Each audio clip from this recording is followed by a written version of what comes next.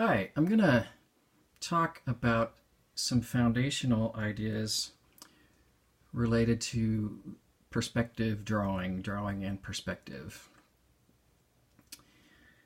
One of the things that has helped me very much in trying to understand how to draw things in perspective accurately is to think about not only this whole block sort of thing, but indeed to really sort of understand what each side of the block, how it appears and how it will change as it moves around and you move around related to it. So the plane or the face, and then even understanding the edge and how those all will appear to change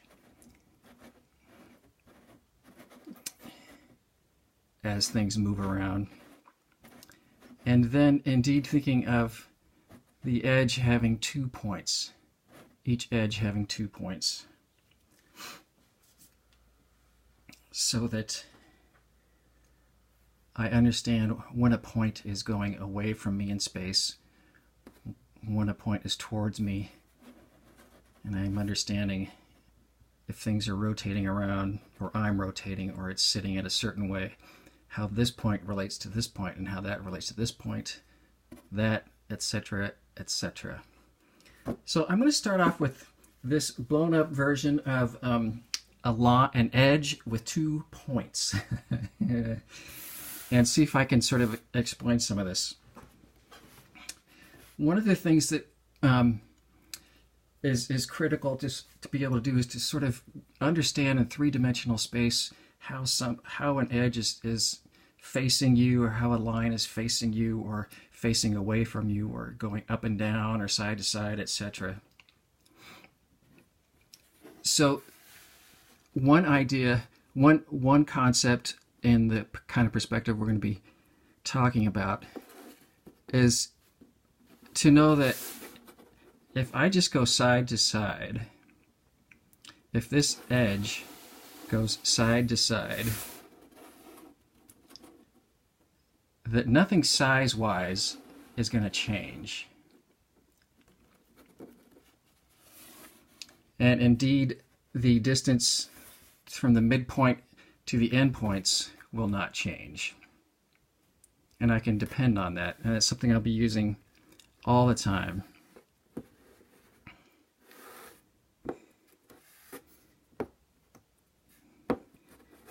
The other idea is that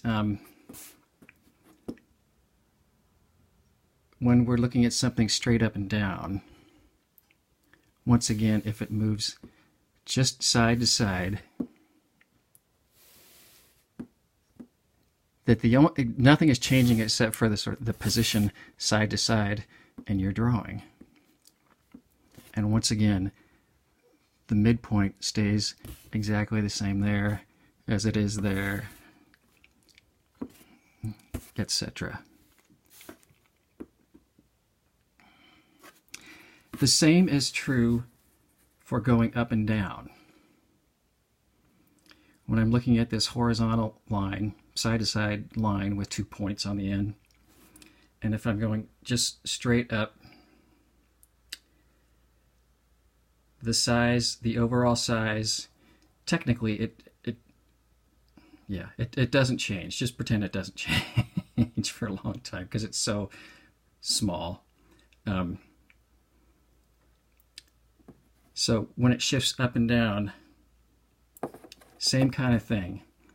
Nothing really changes proportion-wise or size-wise. It just shifts in its position relative to up and down on our drawing paper.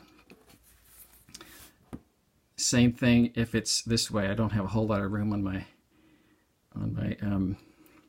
camera here, but even if it's an up and down line, and everything sort of keeps going up or keeps going down, we're still saying that none of the proportions will change of the points in here. And we're going to be using those ideas all the time to help us figure out what the heck is going on when things go forward and backward in space, which is really kind of what perspective drawing is all about. And when I, importantly, if I move this further away from me, or if this is further away somehow, hopefully you just noticed that the both the line, the length of this edge and the points, these balls, shrunk. They got smaller. But what's critical to know is that the proportion from here to here and here to here did not change. As long as this is still facing towards me, I still know that the midpoint is still a midpoint. If it's, as long as it's facing me like this, if it's moving around, even forward or backward, it is getting smaller. The distance from there to there and there to there is getting smaller, but I still know that that's the midpoint. And that these endpoints and the midpoints, there's still an even amount of space. And the same is true as it comes forward. You'll notice it's getting larger, but once again, the distance between the midpoint and the endpoints does not change. And the same is true in the up-down. Proportions don't change, like I already said, if it's just going side to side.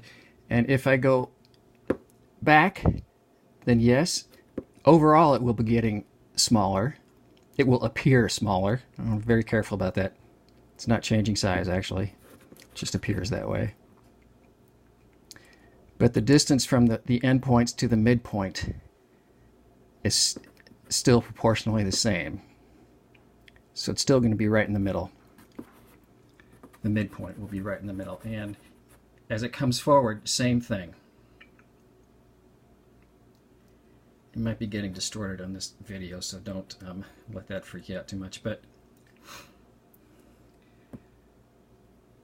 so in this up-down position, regardless of where it is, we know that the midpoint is always going to be right in the middle between the two endpoints. And the same way for this. If it's straight across side to side, the midpoint is always going to be the midpoint, even though as it gets closer, it'll appear larger. Everything will appear larger. Further away, everything's smaller. So really what perspective, the tricky part of everything, is when things start being this way, where one point of an edge is closer to us than the other point of the edge.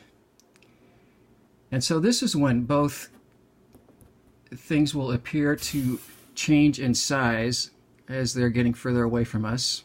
They will appear to get smaller. And as they're getting closer to us, they will appear larger. But what we need to remember now is that now this midpoint is no longer something you can just count on as being able to figure out the middle just by measuring one side being equal to the other. It might be getting thrown off once again by these